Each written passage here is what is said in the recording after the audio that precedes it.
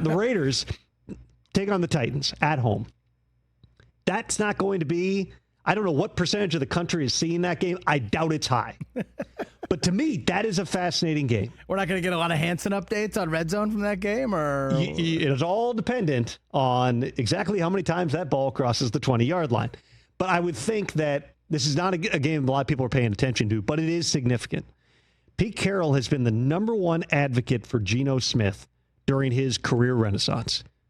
Not only gave him the opportunity in Seattle, stood by him, was willing to trade away Russell Wilson and give Geno a shot to be a true starter, but then traded for him again this offseason and gave him a raise. Geno Smith is making $40 million guaranteed this season.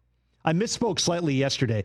There are no guarantees beyond 2026 in his contract, but even the guarantees that are there for 2026, it's $18.5 million.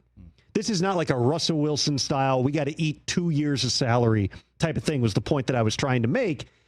If this thing needs to pivot away from Geno Smith, it can happen. And no amount of the good graces of Pete Carroll is going to keep him in the lineup if you get to that point, like we're talking about with the Bengals or the Browns or the Giants, where guys look around and go, we can't win like this. I've been baffled by what's happened to the Raiders because I was there week one in Foxborough. Right.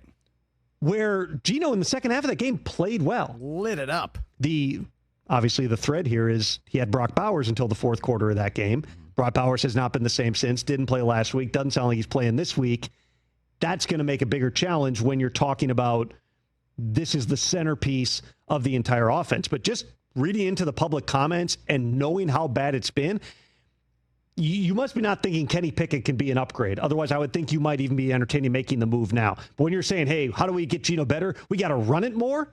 That, of course, has been Pete Carroll's philosophy the whole time throughout his time in Seattle.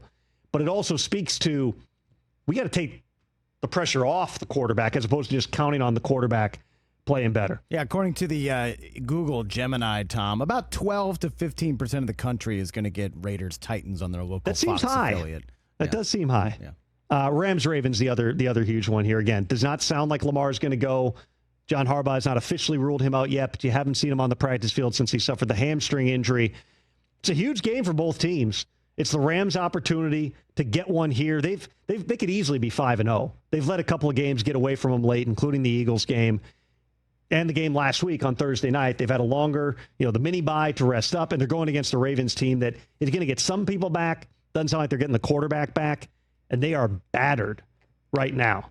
Hey, you made it all the way to the end. Thanks for that. Check us out every single day streaming live on Disney Plus and the ESPN app 12 to 3 Eastern.